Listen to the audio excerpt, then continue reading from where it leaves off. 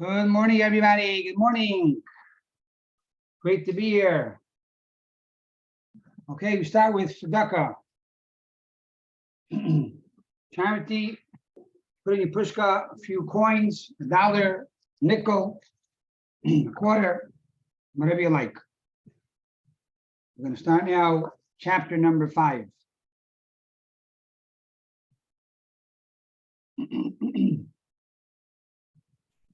Okay, chapter number 5. To review what we said up until now, we began with the Zohar that says that Chava came and she sinned. What did she do? She took from the tree of knowledge, which was a grape, and she squeezed the grape into a cup and made it into wine and gave it to Adam to drink. Chava sinned with the Nachash, with the snake. The snake caused her to sin. Says the Zohar, then came Noach, and then he also sinned. He planted a vineyard, he sinned. Then came Sarah, and all her days were elevated and they belonged to her. What does that mean? The Rebbe Rashab gives a revolutionary insight, and he says that we are dealing here with the concept of joy, that each one wanted to perfect the world. God created a perfect world, but the world was lacking simcha. The world was lacking joy. Each one of us needs to add joy into what we do. That is our obligation. That is the objective. And that is our purpose. So Chava tried to fix it by bringing wine into the world. But she was murgosh. It says she had that feeling of self-consciousness. And because she had that level of arrogance, it brought her to sin. Noach wanted to fix that level of arrogance. And so he became drunk, because when you're drunk, you don't feel yourself. But that's also a problem, because you feel nothing. Came Sarah, and she brought balance into the world, perfection into the world. As we'll soon see, that she even named her child what? Yitzchak, joy, because her child perfected and was a outgrowth of her involvement in bringing peace and joy, simcha, into the world. Okay, let's look further here into number 5.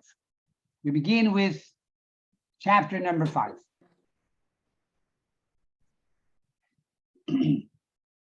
Again, we're here in chapter number 5, which is Ois number Hey. This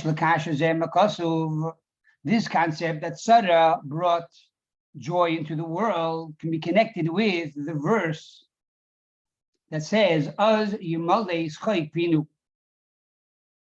It says that when Mashiach will come, then our mouths will be filled with laughter. Az yimalei schayk pinu. This is a verse in Tehillim, Psalm number 126.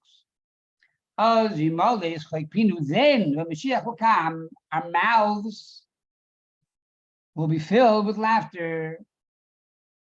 When Mashiach will come, then we will truly experience true joy.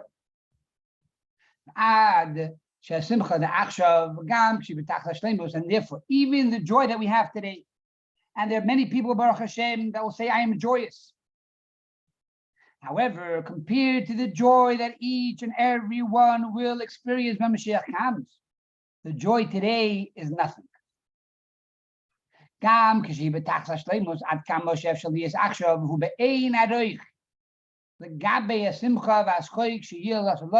nothing.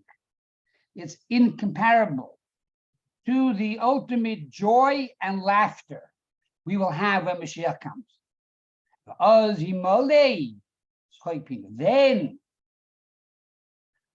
our mouth and lips will be filled, Yimole will be filled with laughter. And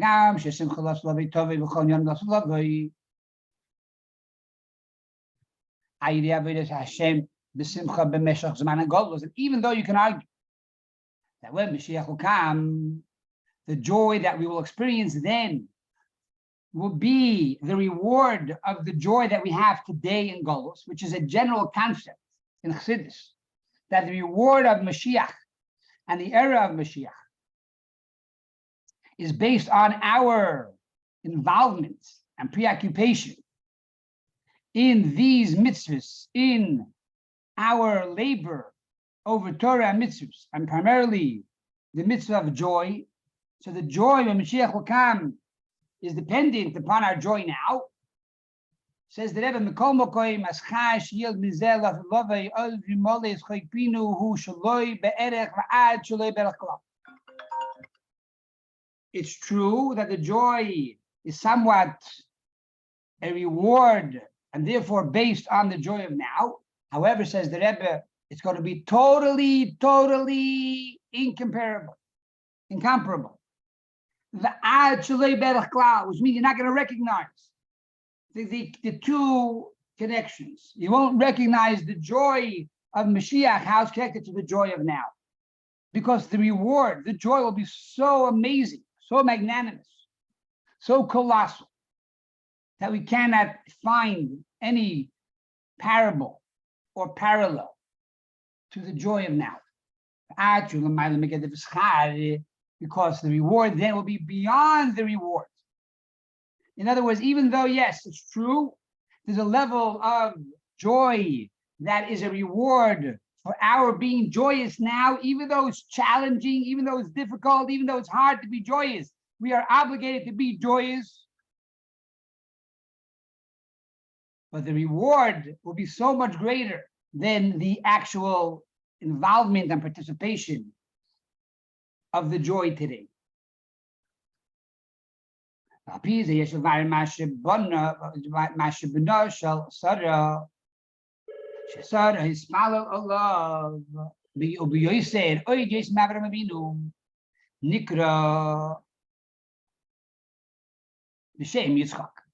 Says the Rebbe, and now we can understand why the son of Sarah is called Yitzchak. Because of the fact that God made me laugh, because she prayed for Yitzchak every day, even more than Avraham Avinu. And therefore, because of her involvement, even though on one hand, she was requesting and beseeching of God for a child, she felt the void, she felt the lack, she felt the emptiness. At the same time, she did it with simcha, she did it with joy. And she was a joyous person. When you met Sarah, she was happy. How can you be happy, Sarah? You have no son. Didn't matter. When you saw Sarah, you saw total joy. And because of that, her child is called Yitzchak. To represent and to testify to her tremendous joy that she had in serving God.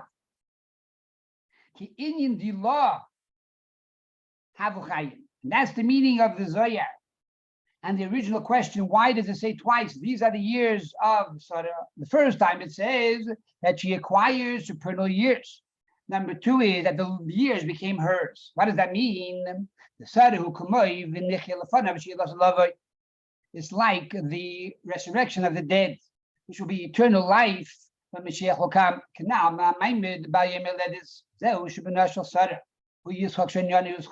That's why the child of Sarah is called Yitzchak, representing this total joy, this total laughter. A degree of laughter that our mouths will be filled with joy and laughter in the world to come. And that is why the Gemara says that Mashiach will come, we will point to Yitzchak, not to Avraham, and not to Yaakov, but rather to Yitzchak, we will say, you are our father. Why? Because the main appearance and the main objective of the coming of Mashiach is to live in a world of joy and laughter. So we're going to say from all the fathers, Yitzchak, you represent the world to come. You represent this era. You represent Mashiach. Why? Because you are full of joy and laughter. Here we see from this Maamar, it becomes so apparent that we need to be joyous every day. You need to smile, even though it's difficult. As many professors and tests have proven that smiling itself makes you happier. And it goes on to say in chapter number 6, clarify this idea of simcha. We explained that Sarah, her simcha, her joy, was associated with the concept of bittul. It wasn't an arrogant joy. It was a ha ha ha ha. I'm better than you. It was a joy, a true joy that is predicated upon the attribute of bittul, of humility. Even when the simcha is on the most perfect, pristine level, and it's a revealed joy. Bittul comes from a state of humility, a state of self-nullification. As we know, that the true simcha, true joy, can only come about if a person is humble. It says, Mashiach will come, that the anavim, the humble ones, will increase in their joy in God. In other words, we see that true joy is predicated on humility. What is the connection between the two? Even though really, at first glance, one would argue and say that joy and humility are two opposites. One who's humble, a quiet person to themselves, an introvert, and simcha is someone who's an extrovert, outgoing, loud. How could it be that one who is truly humble is one that experiences and shows the most outward simcha? The Rebbe explains in the Maamar, and many of the other Rebbes have also expounded on this point. The Maamar now, the Indian another who loisha another toya ba'atzmai. The any there is my loisha. We express this concept many times. It's one of the fundamental principles of Chassidus, and I think one of the fundamental innovations of Chassidus. What is the true definition of one that is humble? And here the Alter Rebbe says, and the Rebbe brings this down, that the meaning of humility is two things. Number one is he knows his great qualities, and every person has unique qualities, and you have to know that you have these qualities, but you know that these qualities are a gift given by God, number one. And number two, if someone had these gifts and these talents that you possess, that person would outshine you. And because of this, you are happy that God gave you these talents. You don't feel better than the other person, you feel luckier. And therefore you're joyous. And that is how joy and humility are really one thing. Let's see it inside. We cannot say the one who is humble is someone who is naive and doesn't realize his potential and their qualities and their talents. On the contrary, on the contrary, he does know his talents or her talents. It's called they know all their talents. And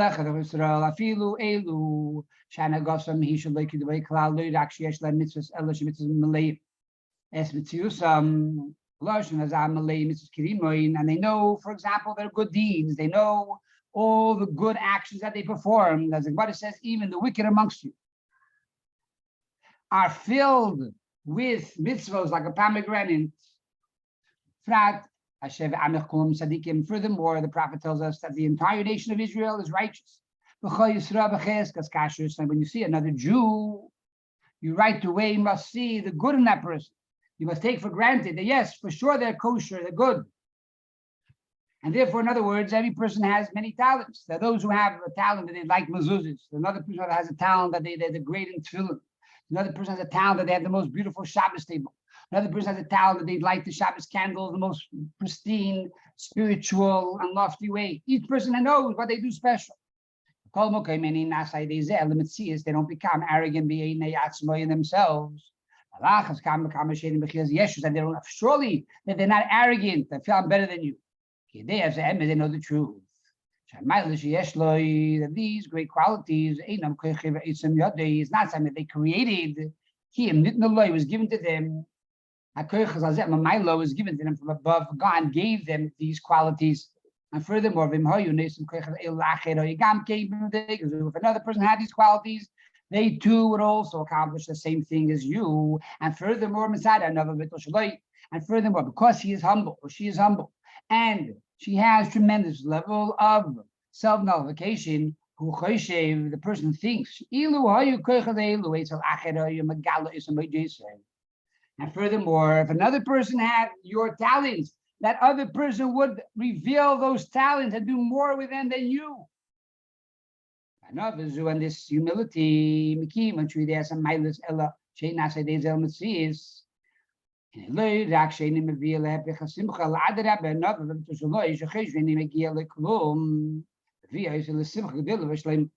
therefore, this person who knows their talents and realizes that it's a gift from God, not only do they not become arrogant, on the contrary, this humbles them, and therefore this brings them to a greater level of simcha, an outward level of simcha, an outer level of joy in God. Because the true level of simcha is by somebody who is truly humble and nullified before God. We're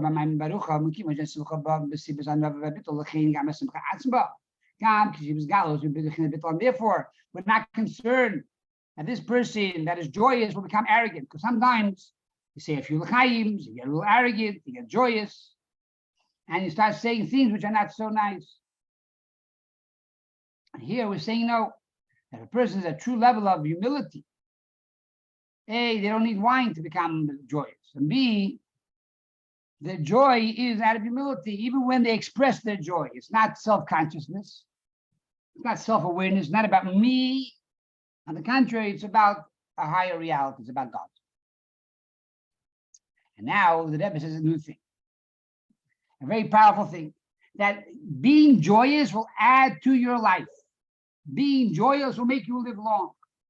Being joyous will give you health. Joy is so important. Let's see it inside. Chapter number 7.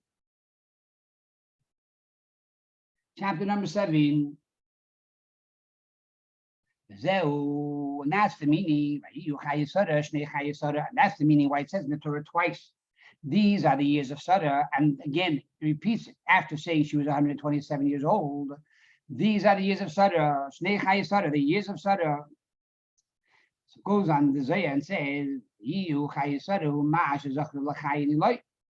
first, the Zohar says, the first time the Pasuk says the words, and these are the years of Sarah, is to teach us that she merited to have great supernal days, great days. And then it goes on to say she was 100 years, and 20 years, and 7 years. So Sfidus why to imply that she encompassed and she accessed and she actualized the blessings and the energy of all of the spiritual worlds, of all the sphirot. Maamar goes on to explain in the Maamar how all of these things work. And 100 years. This refers to the level of Arich, as the level of Atik shines in it. In other words, this is the level of God's crown. She was able to access God's crown with her joy. And the crown of God alludes to number one, will, desire, and also pleasure. She was able to access this healthy level of will and pleasure. And that's why it says 100 year, not 100 years, implying this level of atik, which is an individual sfira, the level of crown,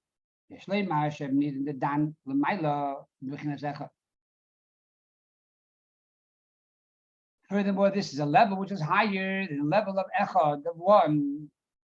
And 20 years. And then it says she was 20 years, 127. She was 20 years, 20 alludes to the levels of chachma ubina, which is intellect and understanding. Saying that she was a brilliant woman. She fulfilled her potential to the greatest degree in knowledge. She was a brilliant woman. Not only, as the Torah says, was she beautiful, so much so that Pharaoh wanted her. But more than that, she was also a brilliant woman in her mind. Tremendous intellect and understanding of sciences, of Torah, of holiness, of spirituality. She was 7 years old. This alludes to her attributes, her emotions, that she had control of her attributes and her beautiful attributes of kindness and mercy and kingship. And all the seven, which we know is Chesed, Gvura, Tveres, Netzach, Hod, Yisod, Malchus, which we explained many times in the past, allude to kindness and passion and severity and mercy. And victory means that she was able to bring her desires into reality. That's victory. And then she was a person that praised others, acknowledged others, gave room for others to grow. And Yesod, she was a person that connected with people. She bonded with people. She wasn't aloof. And Malchus, she was a person of action. She didn't talk only, or talk a lot, but she brought her talk into action. And she was a person of tremendous royalty. The way she handled her life. In other words, she was a classy person. All of these midos, she was the unbelievable person. 127. Alluding also to Shivas Yemei Binyan, the 7 days of creation. In other words, every day of the week, she was on her maximum. Every day of the week, she was in a state of perfection. There are certain people like 1 day a week, they get out of the house, other 6 days they sleep, but 1 day a week they can meet people. And 1 day a week, they dress up and they're ready for the world, but the other 6 days, don't talk to them, don't call them, they won't call you back. No, Shivas Yemei Binyan, every day, she was ready to conquer the world. She was out there. And then it goes on to say, after the pasuk says, these are the years of Sarah, 127. And then it goes again to say, and these are the years of Sarah, the years of Sarah. Why? The law to tell us that she mastered, she conquered these days. She possessed these days. She was in control of her days. They were hers. You were able to look at her and say, this woman is in control of her life. There are some people running around saying it's a bad hair day, it's a bad hair day. It's raining outside, my hair is frizzy all over the place, my beard is all over the place. That person is a shlump, they're not in control of their life. Sarah, when you looked at her, she was composed. She was always in control, always smiling, always calm, and always happy. It was her life. She was in control of her life. And you were able to feel it. And she felt it. She had that self-awareness and she had that self-consciousness and conscious of self. But yet, there was no arrogance. There was no arrogance. And she was always happy. A very powerful mind. We don't realize over here what we're saying, what we're talking about. This is an unbelievable thing. And this is something each one of us can be and strive for, because why? We are children of Sarah. We have it in our genes. We're not coming simply to give a eulogy here to tell you how great Sarah was. Our mother, we had a great mother who for thousands of years ago existed, and she was beautiful and smart and intelligent and wonderful. It's not about eulogizing Sarah. This is eulogizing you, that each one of us, every Yid, every Jew, or those who are converted into Judaism, who accept upon themselves the name of Sarah, our mother Sarah. Every one of us has within us the spiritual gene, and we can and we must strive to reach this level. That's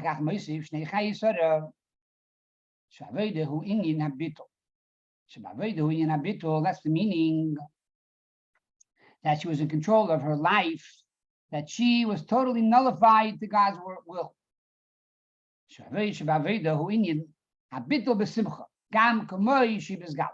And the Rebbe puts this into one line, and that is that when she was joyous and her joy was revealed joy, it was still in a state of humility. That was Sarah. If you want to quantify Sarah in one line, she was a woman that had tremendous joy through humility. Joy and humility. Now, by my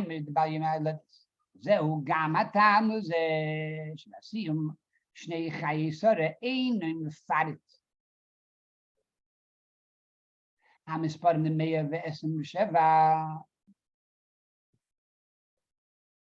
כי זה שגם המורגש הוא בביטול, שהוא ייחוד שני עניינים הפכים, מורגש וביטול, הוא מבחינה של מיילם בסחלקוס. And now the Rebbe goes on to explain the Zohar. And the Zohar says, what is the reason the Torah repeats itself these years of Sarah, or the years of Sarah, to tell us that they were her years? According to Chassidus and Kabbalah, this means that it's higher than distinction. It's higher than all these levels that we discussed up until now. A moment ago, we said it was 127 that she accessed and mastered the level of God's crown, and she mastered intellect and understanding, and she mastered all of her emotions. But the fact that we quantify it as emotions, we quantify it as intellect, we quantify it as desire and pleasure, this gives it a limitation. But then we go and say, after all of this, she reached the level that it was her life. It was her life. She made her choices. She was in control of the situation. Like they say in America today, you got it, or I got it. This represents two words. And what are they? On one hand, it's murgash. It was revealed joy. It was self-awareness. At the same time, it was bittul, total humility, self-nullification. I'm nothing. To connect these two opposites, murgash and bittul, to feel yourself and not feel yourself at the same time, to know your great qualities, and to be joyous because of the gifts that God gives you. At the same time, to feel I am unworthy, I am nothing, I don't deserve all of these gifts. To be able to unite and synthesize these two opposites, the Torah simply says the years of Sarah, but does not enumerate the years of Sarah again, implying it's beyond time and space. And this is the reason the Torah repeats itself. These years of Sarah, the Goymer, even though 127 represents a very elevated and spiritual and perfect life, an amazing life. The fact that we divide into 120 and 7, implying 3 different categories, this represents limitation. However, when the Torah concludes with the phrase years of Sarah without telling us the years, Hushakula and Shavin, implying that they are all equal, beyond time and space. That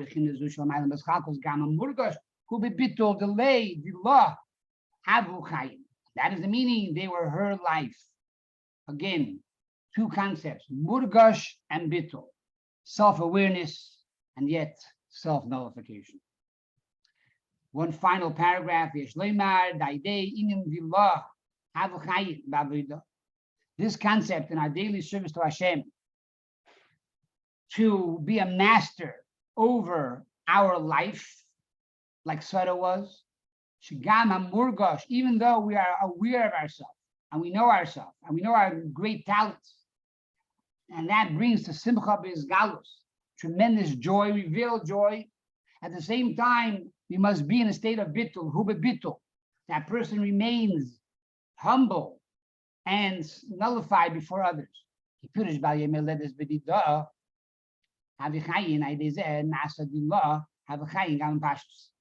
And this is the punchline here. When you live this way in your mind and in your actions, this will bring you literally a greater physical life. You will truly be in control of your life. Through joy, you break through all boundaries. Through joy, by having joy in a revealed sense. Nasa, and this is the punchline here. This is the line here. You are making more powerful life, healthy life, longer life. It's right here. To live a life, not only a happy life, a quality life, but also a longer life and a healthier life. By being joyous, you will be healthy. That's the greatest reason why you have to be happy. Like we find that Yitzchak, when you looked at him, he was always smiling. He was a happy person.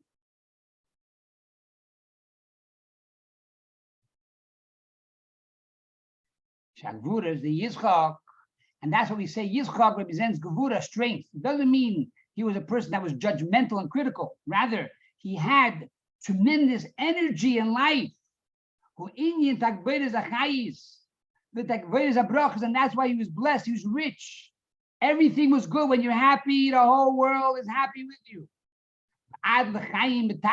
He had an amazing, healthy, long life. A taste of how it's going to be when Mashiach comes, that we will live forever. So it's interesting to note that Yitzchak lived 180 years, the most of all the fathers.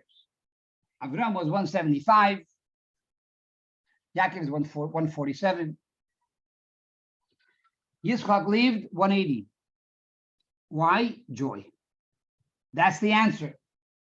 So we're going to stop here and bless each and every one of us that you have a joyous day. Just go out there and smile. And people should look at you like you are crazy. Why are you smiling? What's so happy? What's so great? And just keep on smiling and make them smile and make them giggle and make them laugh. That's the job for today. Walk out of your house and smile. And you know what? If you can't get out of the house for some reason, you look into the mirror and you smile and make yourself laugh. Be happy, be proud, go out there, be healthy, and get ready for Mashiach to come. Have an amazing day, everybody. God bless you. Simcha b'tuv levav. Have an amazing day.